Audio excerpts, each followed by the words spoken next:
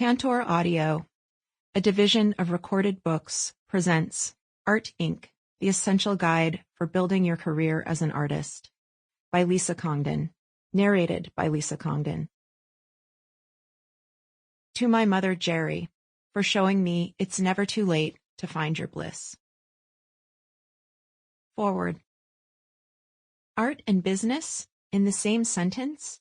What are you, nuts? Maybe yes, maybe no. There is so much mythology, judgment, and suffering around the idea of art and money. When I was a kid, my mom was a gifted potter. One wall of the basement was lined with rows of industrial shelves, weighted down by hundreds of mysterious powder-filled mason jars, labeled things like Celadon, China Red, or Low Fire. A prehistoric-looking kick wheel anchored the space, boasting a 200-pound concrete flywheel that took out shins of unaware passers-by on a regular basis. Then came the 4 electric wheels and a cacophony of tools that allowed for high-speed manhandling in the name of art. On the weekends, we would pack up the Ford custom van and head off to a local outdoor street fair or market to sell the week's wares.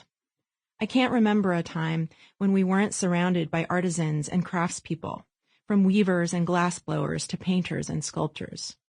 So it wasn't unusual when, in my early teens, I propped an old door on some clay boxes at the far end of the studio, clamped on an old swing arm light, grabbed my grandfather's acrylics, and began to paint.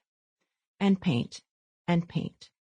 As soon as I was good enough, I started hustling gigs, painting album covers on jean jackets, in exchange for walking around money. Though I've traded paint for words and denim for paper, I've lived, breathed, and been surrounded by the process of creation for as long as I can remember. What's so interesting is, as a kid, the notion of any tension between art and money simply didn't exist. I loved to create. I worked to become decent at it. People paid me to do it. Simple as that. But for some reason, when you hit a certain age and a certain level of seriousness, and you start calling yourself an artist, making a living at it becomes a source of great controversy. People who have nothing to do with the exchange between you and those who would enjoy your work start to pass judgment. Money, they proclaim, bastardizes both the process and the output. Why this cultural rift emerged, I really don't know. Maybe it has to do with the establishment of a power and money structure defined largely by gatekeepers and chosen ones, external arbiters controlling the flow of not only eyeballs, but income. Maybe it comes from the ire of those who've not yet figured out how to make their calling their profession, seeking to tear down those who have, labeling them sellouts and hacks. Maybe it stems from something entirely different. Whatever the source, what's become clear to me is that you no longer have to wait to be picked. While the traditional path to love and money in art is still alive and well, the last 10 years have seen the emergence of an extraordinary array of alternative paths. Those that allow you to eschew the traditional gatekeepers and go straight to the buyers. Those that empower you to stake a claim to your own global digital gallery space and generate a legion of raving fans. Those that fuel your ability to build and generate a real living, serving everyone from collectors to consumers and even large organizations. And the best part is, you often don't have to find them. They'll find you. There's no better example than my friend, illustrator, artist, and author, Lisa Congdon. Lisa was anything but a born artist. In fact, she came to art later in life, with very little formal training. Yet, in a matter of years, she built not only an astonishing body of work, but the ability to earn a very nice full-time income making art. No side gigs, no occasional shift at the local pub, no excuses. She makes art all day, every day. Lisa wakes up doing what she loves. A lot of what she loves. So much that she's become exceptional at it, and she makes a living doing it. Exactly how she made this happen and how you can too is what Art Inc. is all about. Jonathan Fields. Introduction. When I was growing up, I didn't have any plans to be an artist. I made drawings and paintings at school, but art was not something I thought I was good at. So art, as a living, had never entered my mind. Fast forward to 2001. At the age of 32, I picked up a paintbrush for the first time since 6th grade. At the time, I was working as a project manager at a nonprofit organization, and I had just ended an 8-year relationship.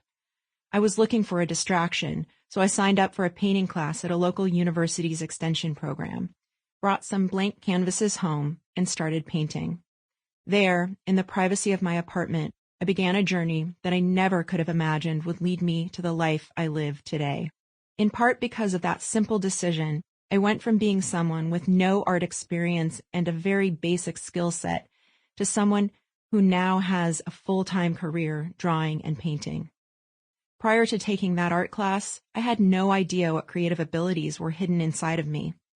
And, for the record, talent didn't exactly pour out of me instantly. Curiosity, determination, and hard work played a huge role in my development. What felt different about art from former pursuits was that I was motivated by something new, an intrinsic desire to create. It was deep-seated and primal. I had to make art like I had to breathe. From this passion came a desire to expand my skills, even in areas that were out of my comfort zone. I taught myself to use new media and techniques and practiced for hours and hours until my hand felt like it would fall off.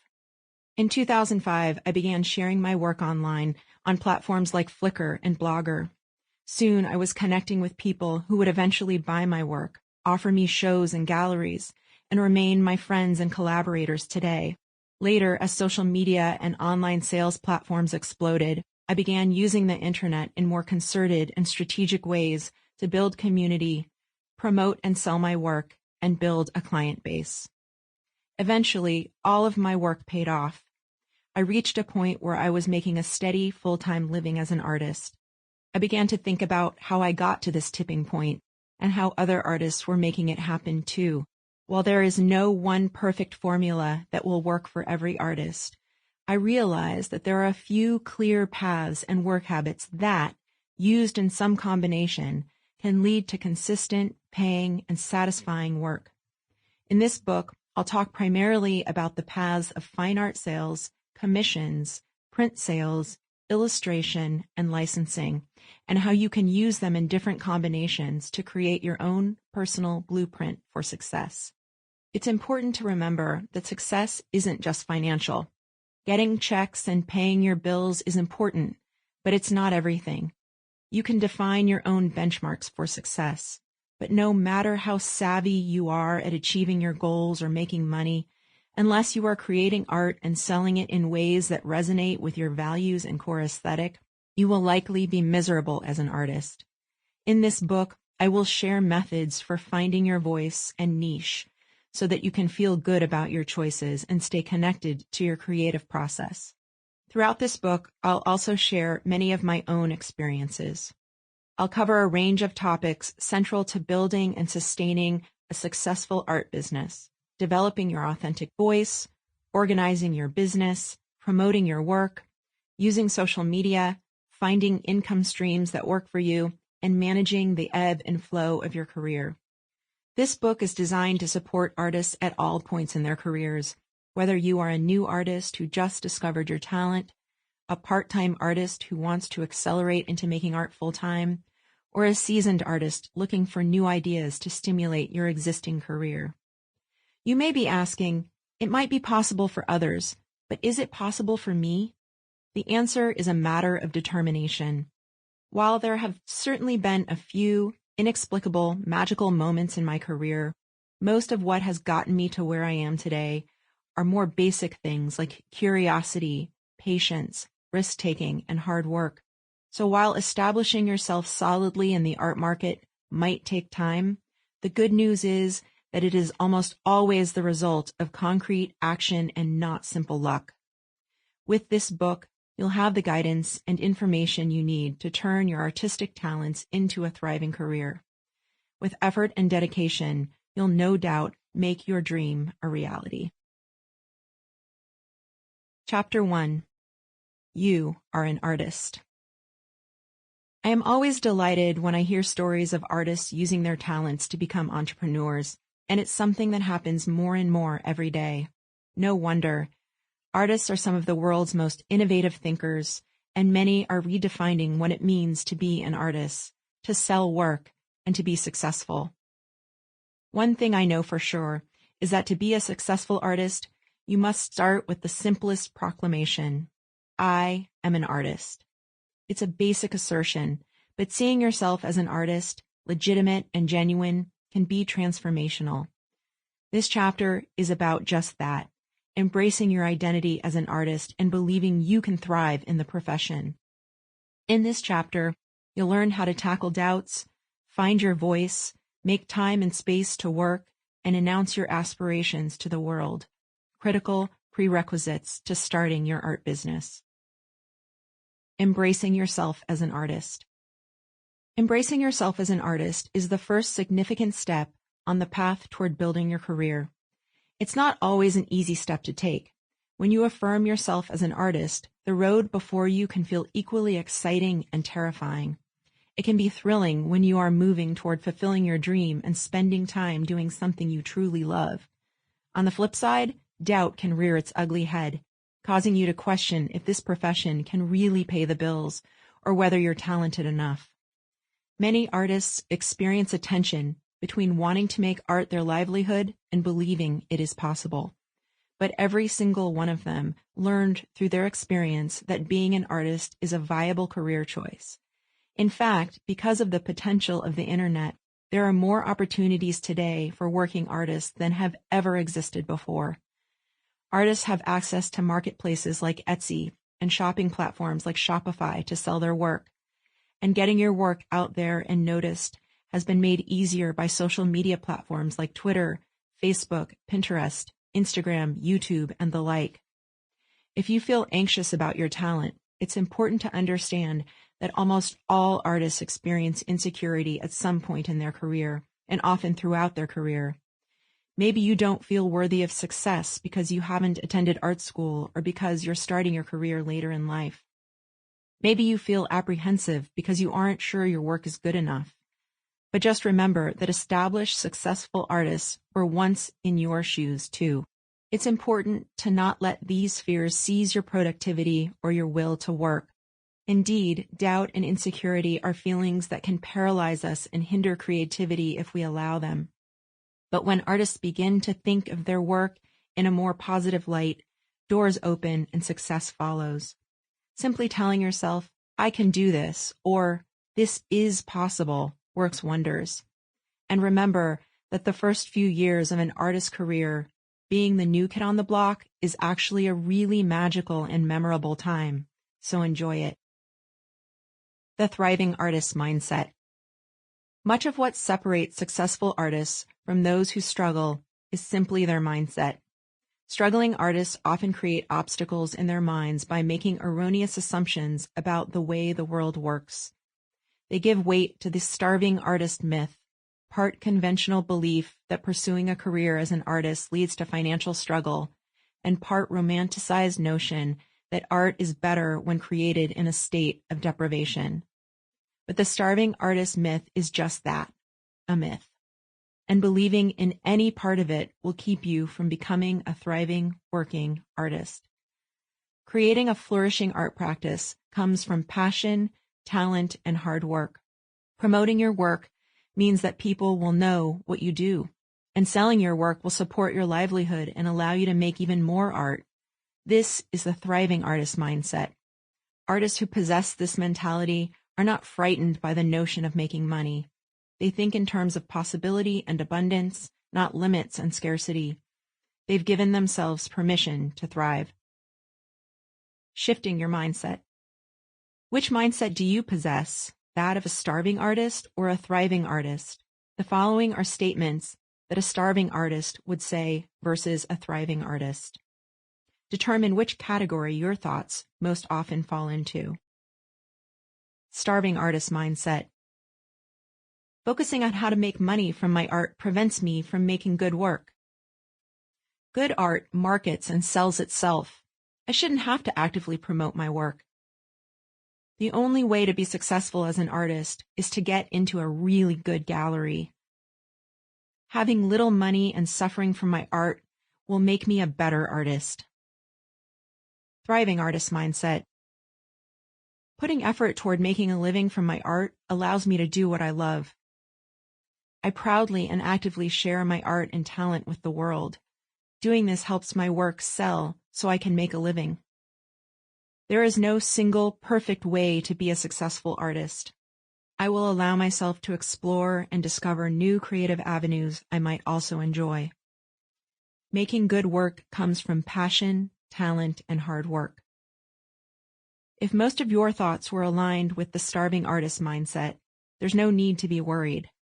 There are practical things you can do to move from fear to action. First, pay attention to the negative messages you tell yourself about what is possible and write them down. Next, shift the messages by changing pessimistic statements to more positive ones. Surround yourself with people, including other artists, who support your aspirations and dreams. Supportive friends, family, and mentors can serve as inspiration for what is possible. Last, work to find your voice as an artist. Finding your voice will help you build confidence that will carry you through times of doubt. Understanding and appreciating your own unique perspective as an artist will contribute enormously to your motivation, work ethic, and sense of potential. Finding your voice.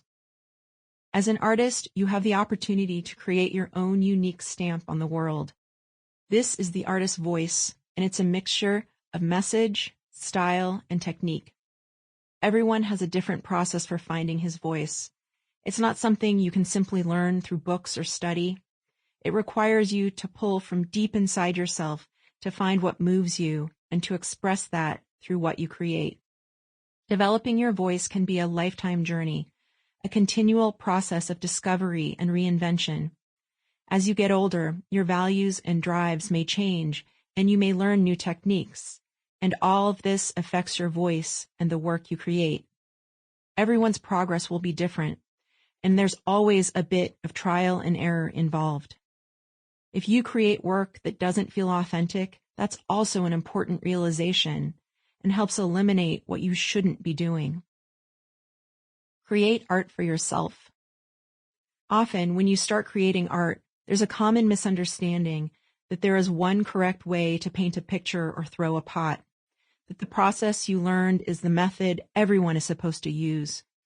Your initial technique will likely be a great foundation, but make sure it doesn't become so fixed that it locks you into just one style or even subject matter. It's an incredibly liberating moment to start making work that reflects your identity and core aesthetic, not that of your teachers or your classmates. Take risks. When making art, it can feel scary to change your work even slightly, especially if you are used to doing things in a particular way. But doing something differently, however small, automatically pushes your work to a new place.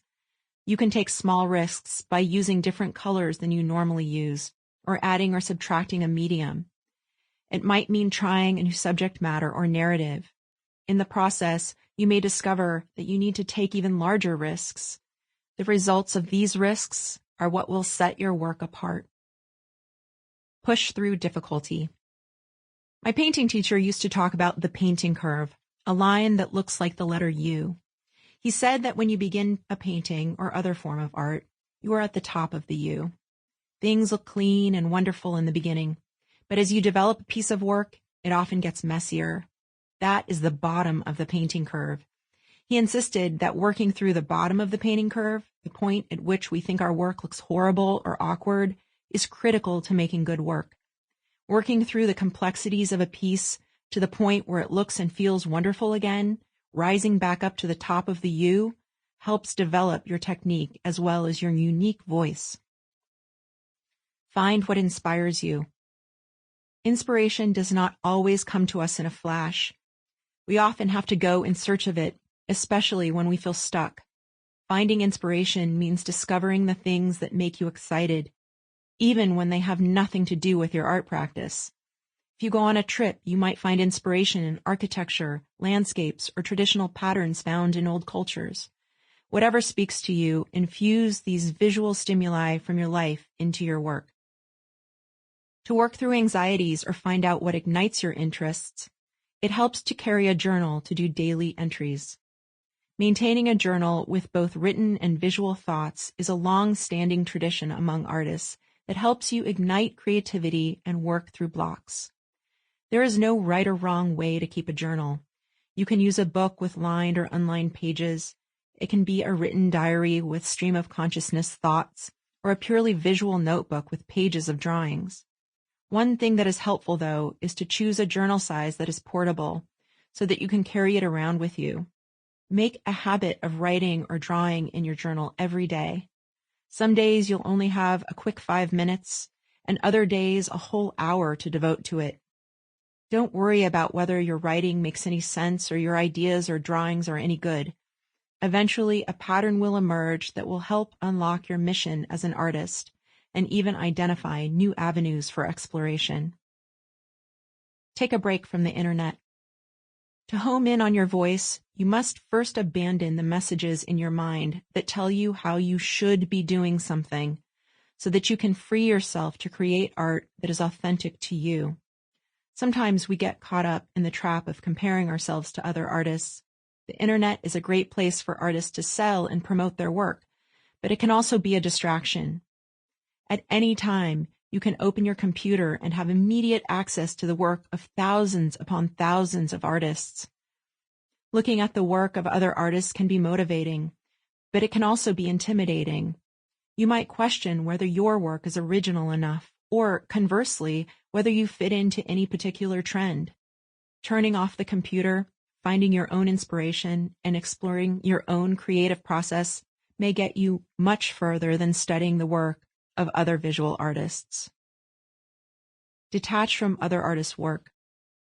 Many artists go through a period where they feel a need to make their work look like what they consider good art, like creating work in a vein similar to their favorite contemporary artist or the work of an old master. Consciously or unconsciously, artists may initially hold ideas about what is acceptable and good and what is not. To carve out your artistic voice, you'll need to detach yourself from images of what you think constitutes successful work. This might mean a period where you avoid looking at the work of other artists on the internet or books with images of your favorite work. Pay attention to your inner compass, advises artist Josh Keyes. It's easy to get caught up in the speed and blur of social media and exterior influences and expectations. Get to know your center and what propels and ignites your creativity. Finding time to make art. If you're holding down a full-time job or raising a family, the thought of making time for art can feel like a luxury or an overwhelming addition to your schedule. You'll have to genuinely embrace the fact that your life might feel full for a while and that carving time for art will require some discipline. Here are some simple ways you can find time to make art. Schedule time. Block out chunks of time in your calendar to make art, even if it's only 2 hours a week at first. Doing a little bit each week might not seem like a lot, but over time, it adds up. Incorporate art into your social activities. Make art during quality time with your children, partner, or friends. Create collages with your kids on a Saturday afternoon, or gather a group of friends to draw with you. Reduce screen time. Use the time you normally spend surfing the internet or watching television for making art instead. Delegate chores. Having another family member take over a few chores can open up some free time for your art. If you're unable to pass any household duties to other people, don't feel bad about letting go of things. Bring a blank journal with you everywhere. When pockets of time open up, you can pull it out to sketch, draw, or brainstorm ideas. Take an art class. While it takes time, enrolling in classes will force you into art-making mode and into a schedule. Going to a class can also lead to new creations, not to mention finessing your techniques or even adding a new one to your repertoire. A space of one's own. Setting up a space for your creative work is as vital as making time for your work. The important thing is to find space to dedicate to your creative process, even if it's a tiny corner of a room. First, make your space inviting. It helps to pin up pieces of inspiration, have a comfortable place to sit or stand, and keep the area clean and organized after every use. Also, you should have everything you need at your fingertips. Setting up an area that houses all of your supplies will free you up to create and eliminate potential excuses for why you cannot begin. Finally, make it your own, but be willing to make compromises. Sacrifices may be necessary, like moving your television to make room for an easel, and the space may also determine the scale of your art. For example, if you are a painter or sculptor, it may force you to work a bit smaller than you might like. If you need privacy when you work, make sure it's in a space in your home where you can place a room divider or close the door. Surround yourself with support. When you are pursuing your dreams, you may also encounter friends and family who tell you your goals are not possible. Surrounding yourself with people who support your aspirations and believe in your dreams will not only strengthen your confidence, but create connections that can further your career. Reach out to artists in your community who are also just kicking off their careers. If you admire someone's work or success, don't be afraid to ask them to coffee or invite them to see your work. Eventually, you will begin to build a community of friends. It's amazingly encouraging to get support from like-minded people, and you'll find you're also able to lend support to them. Many years later, those relationships will be some of the most important in your career. Chapter 2. Getting down to business. Understanding how to run a small business is essential to making a living as an artist. The good news is that everyone possesses the ability to be a successful entrepreneur. With some basic tools, knowledge, and practice, you can run your art business with dexterity. You may find that running an organized business brings you a tremendous amount of satisfaction and pride. In this chapter, we will cover the business basics: developing values and goals for your business, branding your business, exploring income streams, and setting up financial record keeping. A big picture to brass tacks foundation that will set you firmly on the path to successful entrepreneurship. Exploring different income streams. As you embark on your journey to become a professional artist, you'll need to determine the paths your art business will take. You'll have several options, like those presented in the following chapters, including selling original works and prints, illustration, and licensing. But where do you start? It may sound corny, but the best advice I got when I began my art career was follow your heart. There is no one blueprint that will work for everyone. So deciding what is best for you depends on the unique circumstances of your life, your strengths, your goals, your resources, and your experience. Some artists are able to make a full-time living focusing mainly on one income stream, like illustration or fine art sales. But it's more common now to have multiple income streams. Diversifying your income is a great way to keep your artistic venture interesting and dynamic. And it also means that you won't be relying on one source of revenue. When one income stream becomes temporarily slow, another can pick up the slack. When you grow tired of a particular way of selling your work, you can focus on another for a while.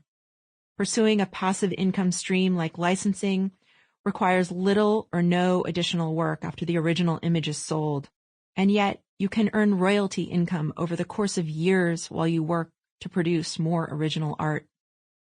As you go through the following chapters and assess each income stream, think about those you might enjoy the most and are the best fit for your work. Do not get caught up in choosing potential income sources because you think they sound the most profitable. If a source of income doesn't align with your values or sound enjoyable, it will eventually leave you feeling uninspired and inauthentic. Starting small is the soundest approach, especially if you are still working at another job.